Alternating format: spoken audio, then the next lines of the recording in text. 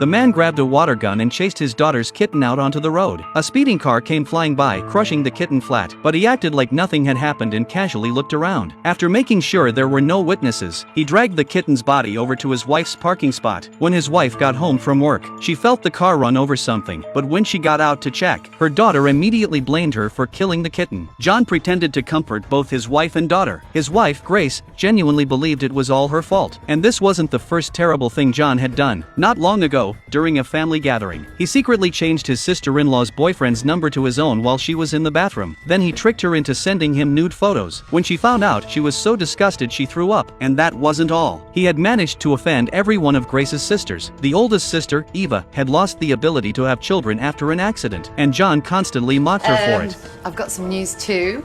Are you pregnant?